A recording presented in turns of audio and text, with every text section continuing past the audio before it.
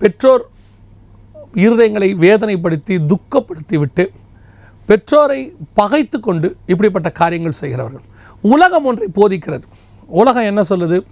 காதல் திருமணம் செய்தால்தான் ஜாதியை ஒழிக்க முடியும். அது அவர்கள் சொல்லட்டும். இங்கே ஜாதி கிடையாது. இங்கே பிரச்சனை அது இல்லை. இங்கே பிரச்சனை வேறு. இங்கே உங்களுக்கு பெற்றோர் நல்லபடியாய் நல்ல மாப்பிள்ளையை நல்ல பெண்ணை பார்த்து வைப்பார்கள். உன்னை சின்ன வயசுலேருந்து நீ பிறந்ததுலேருந்து பொத்தி பொத்தி வளர்த்தவங்களுக்கு, உனக்கு நல்ல ஆகாரம் கொடுக்கணும்னு தெரிஞ்சவங்களுக்கு, நல்ல ட்ரெஸ் வாங்கி கொடுக்கணும்னு தெரிஞ்சவங்களுக்கு, உனக்கு ஒரு நல்ல படிப்பு கொடுக்கணும்னு தெரிஞ்சவங்களுக்கு, உனக்கு நல்ல பாதுகாப்பு எதிர்காலம் இருக்கணும்னு சொல்லி தான் வருத்தி உனக்கென்று எதிர்காலத்தில் சொத்து சேர்த்து வைத்ததான பெற்றோருக்கு உனக்கு ஒரு நல்ல துணை பார்க்க தெரியாதா? அந்த ஒரு விஷயத்தில் மாத்திரம் அவர்கள் தவறு செய்து விடுவார்கள், நீங்கள் சரியாய் பார்த்து விடுவீர்களா? அவர்களுக்கு ஒரு 45-50 வயசில் தானே உனக்கு துணை தேட போகிறார்கள். அப்படி இருக்கும்போது உனக்கு அப்போ 20-25 வயசு தானே இருக்கும். அப்பொழுது உனக்கு இருக்கிற அனுபவத்தை விட அவர்களுக்கு அதிக அனுபவம் தானே இருக்கும். அது எப்படி நீங்கள் அந்த ஒரு 4 வருஷம் 5 வருஷத்துக்குள்ளே பெற்றோரை பார்க்கிலும் இந்த விஷயத்தில் எனக்கு அதிக ஞானம் வந்து விட்டது என்று நினைக்கிறீர்கள்? எப்படி நீங்கள் நினைக்கிறீங்க?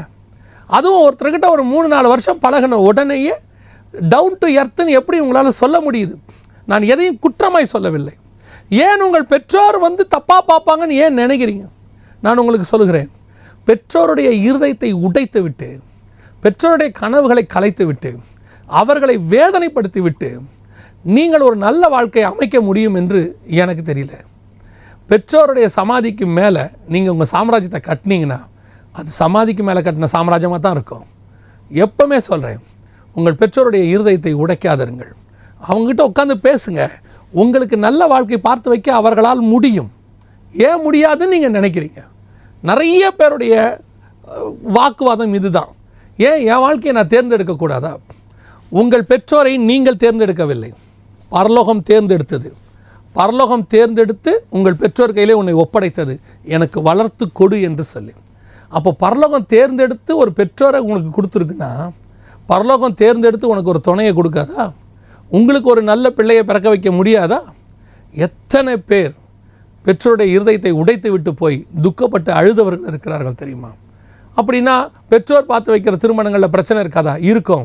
அந்த பிரச்சனையில் உன் கூட நிற்கிறதுக்கு ஒரு கூட்டம் இருக்கும், அதை சரி பண்ணுறதுக்கு ஒரு கூட்டம் இருக்கும். ஏன்?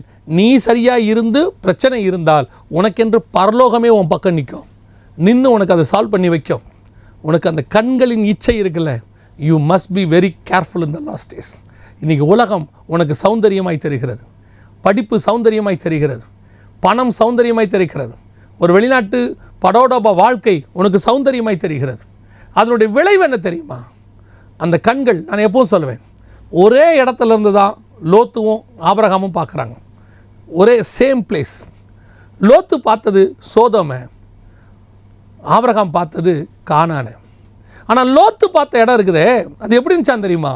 எகிப்தை போலவும் தேவனுடைய தோட்டத்தை போலவும் இருந்துச்சான், ஏதேன மாதிரி இருந்துச்சான். ஆனால் அவன் பார்த்தது சோதோம். உள்ளே இருந்தது என்ன தெரியுமா? அழிவுக்குரிய பாவம். ஆனால் இவர் பார்த்தது எப்படி? கானான் வெளியேந்து பார்க்கும்போது ஒன்றுமே தெரில, வெரி நார்மல். ஆனால் உள்ளே என்ன இருந்துச்சு தெரியுமா?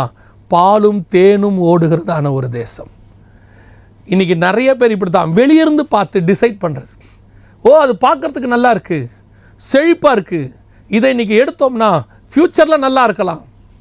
ஒரு காலத்தில் ஐடி எடுத்தால் ஃப்யூச்சர் சூப்பராக இருக்கும், பிஇ முடித்தா ஃப்யூச்சர் சூப்பராக இருக்கும் அப்படின்னு எடுத்தாங்க.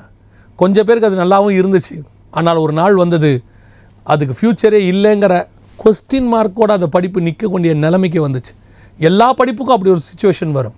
நான் சொல்கிறேன், படிப்பு மாத்திரமல்ல, ஃப்யூச்சரை பேஸ் பண்ணி உங்கள் வாழ்க்கையை நீங்கள் அமைக்கணும்னு நினச்சா அந்த ஃப்யூச்சர் இருக்கிற ஒரு கைக்கு நீங்கள் போகணும். ஏன்னா உன்னுடைய எதிர்காலம் அவருடைய கரத்தில் வரையப்பட்டிருக்கிறது, உன்னுடைய காலங்கள் அவருடைய கரத்தில் இருக்குது.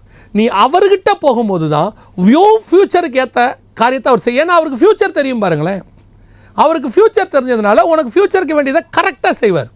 உனக்கு ஃப்யூச்சர் தெரியாது, நீ அசம்ஷன், நீ அசியூம் பண்ணுற, இப்படி இருக்கலாம், இப்படி வரும், ஏன் மாற்றி நடக்கலாமே.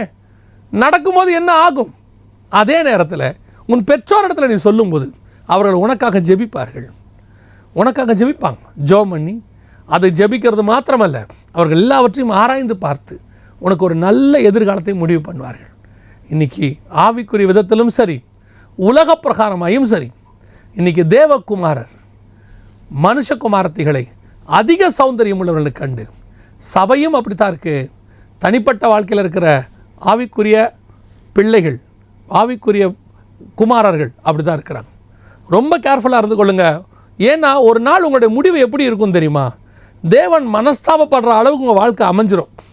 அதான் ரொம்ப ஆபத்து.